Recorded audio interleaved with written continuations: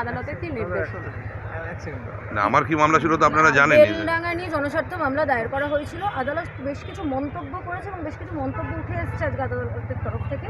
কেন্দ্রীয় বাহিনী নিয়ে ঠিক কী নির্দেশ হলো, বেলডাঙ্গায় কি কেন্দ্রীয় বাহিনী থাকছে, কী নির্দেশ দিলেন?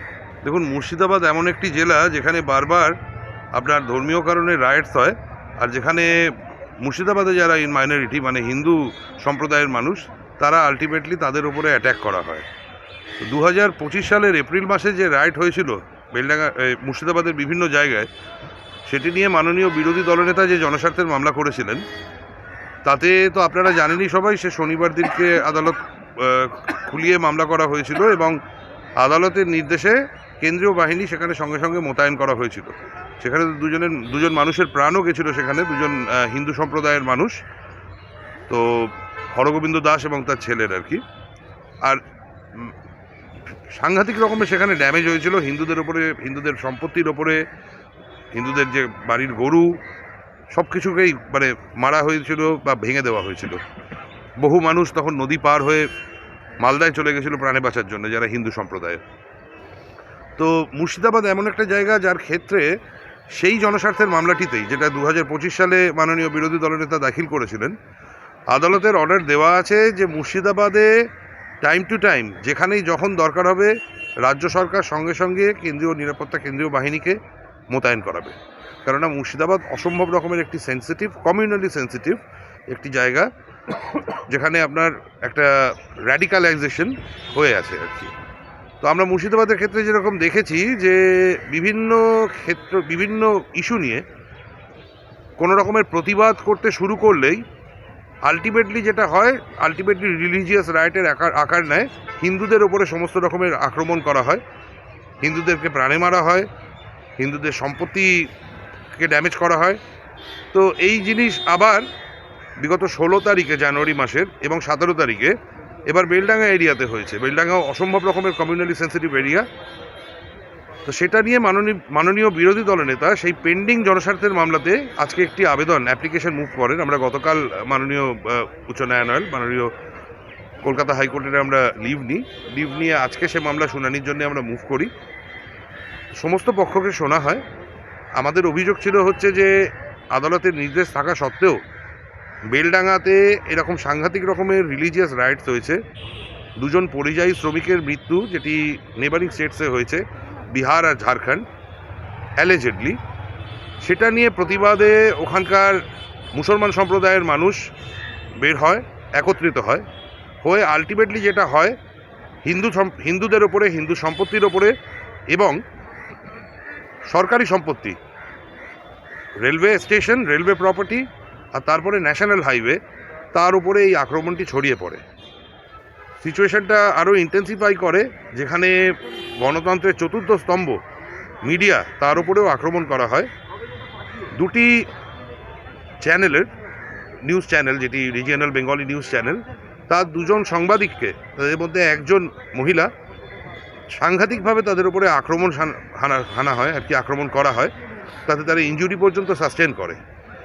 তো এই গ্রাউন্ডগুলো নিয়ে আমরা আদালতকে বলি যে ইমিডিয়েটলি যাতে কেন্দ্রীয় বাহিনী মোতায়েন করা হয়, আদালতের নির্দেশ অনুযায়ী, যেটা রাজ্য নির্দেশ থাকা সত্ত্বেও করছে না, যাতে এনআইএ তদন্ত ইমিডিয়েটলি ডাইরেক্ট করা হয়। এবং তৃতীয় যেটা প্রেয়ার ছিল আমাদের, যেটি শুভেন্দুবাবু লিখেছিলেন মাননীয় রাজ্যপালকেও চিঠি দিয়ে, যেটি লিখেছিলেন যে 144, যেটি আজকের দিনে 163 হয়েছে আপনার বিএনএসএসে, যে এই সমস্ত কিছু হয়ে যাওয়ার পরেও ওখানে কোনো রকমের 163 অর্ডার এরা প্রোভালগেট করেনি, অথচ কলকাতা এবং তার আশেপাশে বিভিন্ন জায়গাতে সারা বছরই 163 লাগিয়ে রাখা হয় মানুষের বিরোধীদের কণ্ঠরোধ করার জন্য। এটি পিটিশনে অভিযোগ ছিল। তো এই আদেশও চাওয়া হয়েছিল যাতে 163 ইমিডিয়েটলি প্রোভালগেট করা হয়। তো আজকে শুনানির সময় রাজ্য সরকারের তরফ থেকে ইনফ্যাক্ট স্বীকার করে নেওয়া হয়, ওরা রিপোর্ট একটি তৈরি করেছেন, কিন্তু রিপোর্টটা ওদের আজকে সাইন ছিল না বলে রিপোর্টটা প্লেস করা হয়েছে রাজ্য সরকারের তরফ থেকে। তাতে স্বীকার করে নিয়েছে যে সাংঘাতিক আকারের ওখানে আবার একটি মব ফিউরি হয়েছে আর কি, যার পরিপ্রেক্ষিতে ওখানকার যারা নাগরিক, ওখানকার যারা অধিবাসী, তাদের বেশ কয়েকজন আহত হয়েছেন।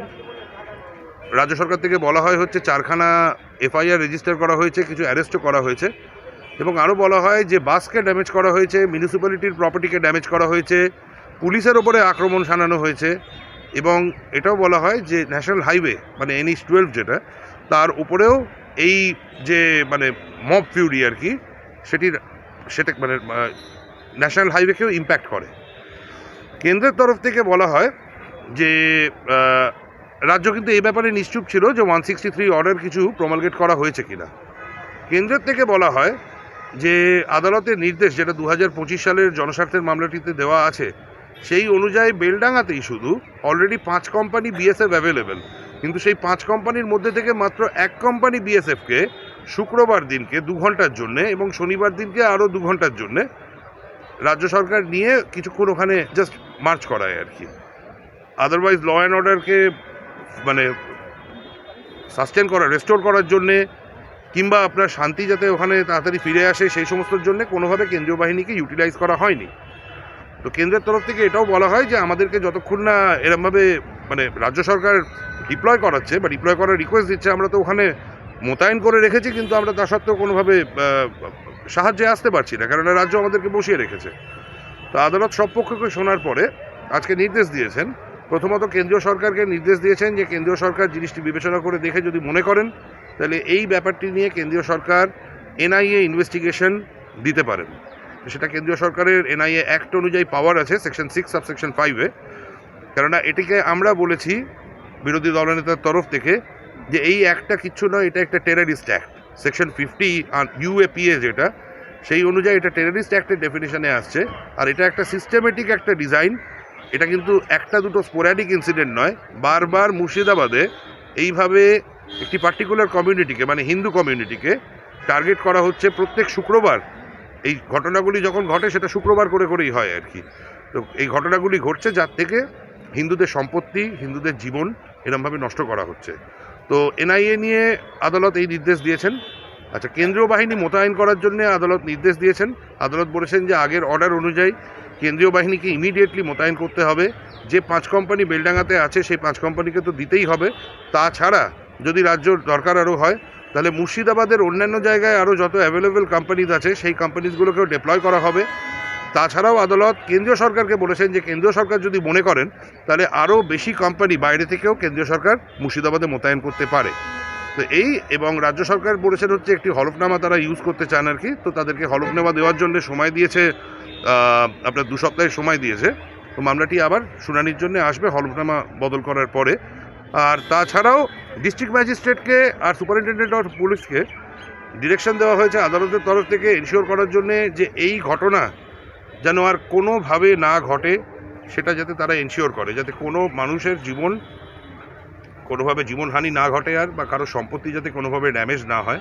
আর DIGর কাছ থেকে একটা অ্যাডিশনাল রিপোর্ট চাওয়া হয়েছে। আমি যতদূর শুনলাম অর্ডারটা ওপেন কোর্টে ডিক্টেট করেছেন জজ সাহেবরা, মাননীয় বিচারপতিরা।